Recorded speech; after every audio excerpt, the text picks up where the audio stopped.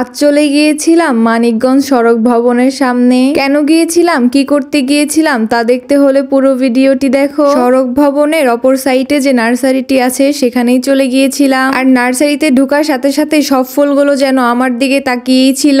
আসলে বলতে গেলে আমি সব ফুলের দিকে হা করে তাকিয়েছিলাম। অনেকদিন যাবত ইচ্ছা হয়েছে যে আমার একটা হাজারি গোলাপ লাগবেই লাগবে। আর এখানে কি একটা অবস্থা, এখানে হাজারি গোলাপের অভাবই নেই। আমি আসলে বুঝতে পারছিলাম না কোনটা রেখে কোনটা নেব। তারপরে আমি খুঁজছিলাম আর ভাবছিলাম যে ফুল ফোটাগুলো আমি নেব না, কারণ এগুলোর তো ফুল ফুটেই গেছে। আমি এমন একটা গাছ নিব যাতে শুধু কলি আর কলি। আর এই তো আমার মনের মতো একটা গাছ আমি পেয়েও গিয়েছিলাম। আর তার অপর পাশেই দেখতে পেলাম নানা রঙের গোলাপ ফুটে আছে। এগুলো দেখতে কি যে ভালো লাগতেছিল তা বলার মতো না। এই গোলাপ ফুল এমন একটা ফুল যে ফুলটা নাকি সবারই ভালো লাগে। যাই হোক, তারপরে যে আমি ফুল গাছটা বেঁচে রেখেছিলাম সেই ফুল গাছটা আমাকে বের করে দিচ্ছিল। আরেকটা কথা, এই হাজারি গোলাপ গাছে কিন্তু কোনো কাটা হয় না। গোলাপ গাছে কাটা থাকবে এটাই তো স্বাভাবিক, কিন্তু এই হাজারি গোলাপ গাছে কোনো প্রকার কাটা হয় না। আর এই পাশে দেখতে পেলাম আরেকটি সাদা হাজারি গোলাপ, এটিও দেখতে বেশ সুন্দর লাগছিল। আর তারপরে আমার চোখ পড়ে গেল এই ঝুলন্ত পিটুনিয়া ফুল গাছের দিকে।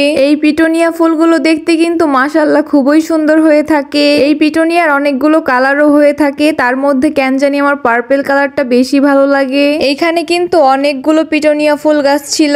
এদিকে আমার পিটুনিয়া গাছগুলো দেখাও শেষ হয়ে গেল। আর তারপরে দেখতে পেলাম আমি যে গাছটা নিয়ে যাব সেটা বাঁধা শুরু করে দিয়েছে। ভাইয়াটা আমাকে অনেক সুন্দর করে বেঁধে দিচ্ছিল, কিন্তু আমি অনেক চিন্তা ভাবনা করছিলাম যে এই গাছটাকে আমি নেব কি করে যদি ফুলগুলো নষ্ট হয়ে যায়। অনেক সময় দেখা যায় ফুল গাছগুলো নার্সারি থেকে বাসায় নিতে নিতে বাতাসে গাছগুলো নষ্ট হয়ে যায়। আর আমি সেই কথাটাই বারবার ভাবছিলাম। তো ভেবে আর কি হবে, গাছটা তো আমাকে বাসা পর্যন্ত নিতেই হবে। এই তো গাছটা নিয়ে আমি হ্যালো বাইকে বসে পড়েছি। কি যে আনন্দ হচ্ছিল আমার, যে আমার অনেক দিনের ইচ্ছাটা আজকে পূরণ হয়ে যাচ্ছে। আসলে বলতে গেলে এই হাজারি গোলাপটা কেনার ইচ্ছা আমার অনেক দিন যাবত হয়েছিল, কিন্তু আমি কিনতে পারছিলাম না। এই তো তারপরে ভালোই আমি গাছটাকে বাড়ি পর্যন্ত আনতে পারছি। বাড়িতে এসেই বাবাকে গাছটা দিয়ে বললাম গাছটা তুমিই রোপণ করো। আর গাছটাকে এখন যেখানে রোপণ করব এখানে একটা স্ন্যাক প্ল্যান্ট আছে, আর সেই গাছটাকেই বাবা এখন তুলে নিচ্ছে। কেননা এইখানে স্ন্যাক প্ল্যান্টটা কোনোভাবেই গ্রোথ করছিল না। আর এই তো স্ন্যাক প্ল্যান্টটা তুলে নেওয়া হয়ে গেছে, এখন গোলাপ গাছের জন্য মাটি তৈরি করছে। বাবাকে কোনো গাছ রোপণ করতে বললে সে অনেক ভালোবাসা নিয়ে গাছগুলো রোপণ করে থাকে। আমি শুধু বাবাকে বলেছিলাম গোলাপ গাছটা রোপণ করে দাও, আর সে কত সুন্দর করে মাটি তৈরি করে গাছটাকে রোপণ করছিল। মাটি তৈরি করতে তেমন কোনো কিছুই ব্যবহার করিনি, শুধু গোবর সার ব্যবহার করেছি। এখানে গোলাপ ফুল গাছগুলো এরা শুধু গোবর সারকেই পছন্দ করে থাকে। এরা গোবর সার পেলেই অনেক ভালো ফুল দিয়ে থাকে। দেখেই বোঝা যাচ্ছে বাবা কত ভালোবাসা নিয়ে গাছটাকে রোপণ করছে। এই হাজারি গোলাপটা ভালো লাগার পিছনে অনেকগুলো কারণ রয়েছে। প্রথমত, গোলাপ গাছে ফুল ফুটলেও সেটা শুধু শীতের সময়ই বেশি ফোটে, কিন্তু এই হাজারি গোলাপটা 12 মাসই ফুল দিয়ে থাকে। আর যে কারণে ভালো লাগে, এটার নামও যেমন হাজারি গোলাপ, ফুলও দিয়ে থাকে সেরকম হাজার হাজার। আর এই তো গাছটাকে রোপণ করা হয়ে গেছে, বাবা সুন্দর করে এতে পানি দিয়ে দিচ্ছে। যে কোনো গাছই হোক না কেন রোপণ করার পরে কিন্তু পানি দিয়ে দিতে হয়। গোলাপ গাছে তো পানি দেওয়া শেষ হয়ে গেল, এখন কি করব বলো তো? এই ডাম থেকে যে স্ন্যাক প্ল্যান্টটি উঠিয়ে রেখেছিলাম সেটা এখন রোপণ করব।